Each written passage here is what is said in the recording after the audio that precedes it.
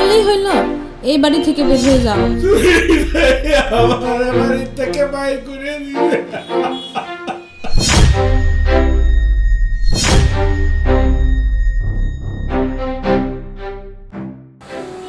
ওই আমার সোনা,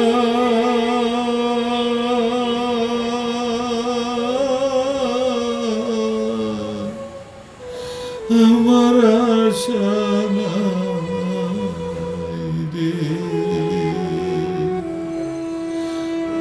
আমার সোনা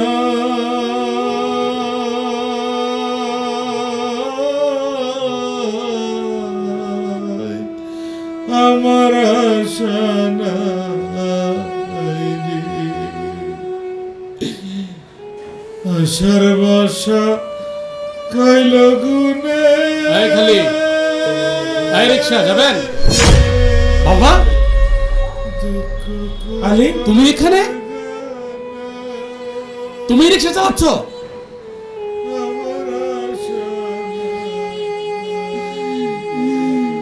বাবা তুমি রিকশা চালাচ্ছ? এই বয়সে কি তুমি রিকশা চালানোর কথা? আমি বিদেশ থেকে প্রতি মাসে টাকা পাঠাই তোমাকে এই অবস্থা দেখার জন্য নাকি? কি করবে রে বাবা, এটা মানে না। কি দাঁড়ালা একটু কিছু পেটের খিদা মানে না মানে? আমি যে প্রতি মাসে টাকা পাঠাই সে টাকা দিয়ে কি তোমার খাবার হয় না? আমি বিদেশ থেকে টাকা পাঠাই, এই বয়সে তুমি একটু বাসায় আরামে এসে থাকবে, আর আমাকে দেশে এসে এই অবস্থা দেখতে হচ্ছে। তোর ছোট ভাই আর তার বউ আমার বাড়ি থেকে বাইর। ছোটর এত বড় সাহস, সে তোমাকে বাসা থেকে বের করে দিয়েছে। আজকে ছোটর খবর আছে। বাবা চলো, তুমি বাসায় চলো। ছোটর এত বড় সাহস, আমি মাসে মাসে টাকা পাঠাই আর তোমাকে প্রতি মাসে টাকা পাঠাই, সে টাকা যায় কোথায়? তোমাকে এই বয়সে রিকশা চালাতে হয়? এই বয়সে কি তোমার রিকশা চালানোর কথা? এই বয়সে তুমি আরামে এস করবে, আমি কষ্ট করে টাকা পাঠাই তোমাকে এই অবস্থা দেখার জন্য না। আজকে ছোটর খবর আছে, চলো বাসায় চলো। সে টাকা দিয়ে কি করে? সে বাবাকে বাসা থেকে বের করে দিয়েছে, আজকে তার খবর আছে। চলো বাসায় চলো। চল চল চল, তুই উঠ, উঠ, তুমি উঠো, চলো। উঠ, উঠ। আজকে খবর আছে। এত বড় সাহস, এত বড় সাহস, সে বাবাকে বাসা থেকে বের করে দেয়। বাবা ধীরে ধীরে যাও, তুমি কোনো টেনশন করো না বাবা। এত বড় সাহস, হ্যাঁ? আমি টাকা পাঠাই বিদেশ থেকে কষ্ট করে, আর সেই টাকা দিয়ে কি করে? চলো বাবা, উঠো, সাবধানে উঠো, সমস্যা নেই, আমি আছি, চলো। বাবা রে বাবা, বাসাও তো দেখা যায় খুব সুন্দর বানিয়েছে। আমার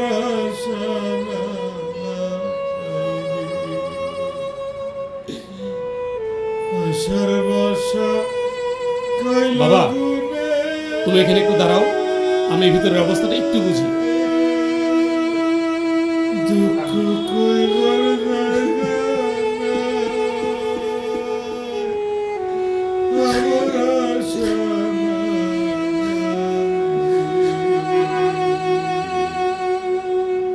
আমার আশা নাই,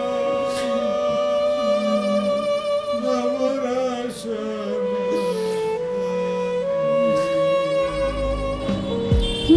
বালাগুলো খুব সুন্দর, আমার ভীষণ পছন্দ হয়েছে। ইস, মারে বলতেছে, মার মার মার মার, আমার রিভাইভ দে, আমার রিভাইভ দে। ইস ইস রে, মারে বলতেছে রে, মারে বলতেছে। ভিতরে কেউ আছেন? এই মুহূর্তে কে দরজাটা আসছে? খুলেন তো। এই কে আসছে দেখো না। এই পারিজাত, দেখো তো কে আইছে। ভাই আমি এখন দেখতে পারবো না ভাই, আমি গেম নিয়ে ব্যস্ত আছি। মার মার মার, ইস রিভাইভ দে। ইস, কি যে করো তোমরা সারাদিন, খালি গেম নিয়ে ব্যস্ত থাও। কি যে করবো তোমরা মেয়া। মার মার মার মার মার মার মার। আচ্ছা একটু দেখো দেখো কে আসছে দেখো। আরে দরজা তো খোলা আছে। এই ভাই দরজা খোলা আছে, আসেন ভিতরে আসেন। আরে ভাই তুমি কোন সময় এলা? কোনো খোঁজ খবর নাই। একটা ফোন দিলা না, একটা মেসেজও দিলা না, একটা ফোন দিতা। ঠিকই তো বলছে ভাই, আপনি ফোন দেবেন না, ফোন দিয়ে বলে আসবেন না কিভাবে আসলেন, কিসে করে আসলেন। আসলে এটা না জানি হঠাৎ করে এই তো চলে আসলেন। রিক্সা করে চলে আসলাম। কি রিক্সা দিয়ে আসছেন? হায় আল্লাহ, আপনি একটু আগে ফোন দিয়ে বললেই তো আমরা এসি গাড়ি নিয়ে এয়ারপোর্টে চলে যেতাম। এত কষ্ট করে কি আসার দরকার ছিল থাক, ভাইয়া? তার আর প্রয়োজন হবে না। এক হতভাগা রিক্সায় করে তার গল্প শুনতে শুনতে বাসায় চলে এসেছি। শুনলাম সেই হতভাগা রিক্সাওয়ালার ছেলে এবং ছেলের বউ তাকে নাকি বাসা থেকে বের করে দিয়েছে। আচ্ছা তুষার, বাবা কোথায় রে? এই বুড়ো মানুষটার কথা আর বলবেন না। আমার জীবনটা পুরো জাহান্নাম বানিয়ে ফেলেছে। শেষ পর্যন্ত সে আমার গয়না পর্যন্ত নিয়ে পালিয়েছে। তাই নাকি? এটা কি ভাবা যায়? বাবা তোমার গয়না নিয়ে পালিয়ে হ্যাঁ, গেছে? আমার গয়না নিয়ে পালিয়েছে। আরে ভাই, তুমি তো কি শুরু করলা? আমার বউর হলে চল মারলা। ও মা, চুপ কর বেয়াদব! তুমি আমারও মারলা?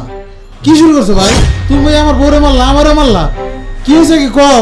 আপনি আপনি এরকম করতেছেন কেন? কি হয়েছে আপনার? বলবেন তো আপনি পুরো বিষয়টা কি বুঝিয়ে হয়েছে বলবেন তো। তোমরা কিছুই জানো না?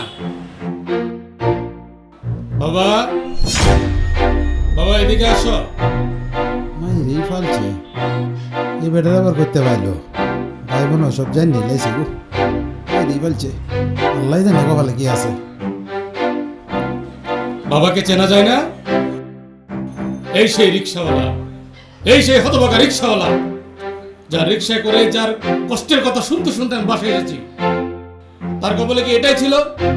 আমি বিদেশে এত কষ্ট করে মাথার গাম পায়ে ফেলে এত কষ্ট করে টাকা পাঠাই, আর সেই টাকা দিয়ে তোমরা এই আলিশান বাসা বানিয়ে বউকে নিয়ে শালাকে নিয়ে বাসার মধ্যে থাকো, আর আমার বাবা রিক্সা চালায় পেটের ক্ষুধা মেটানোর জন্য।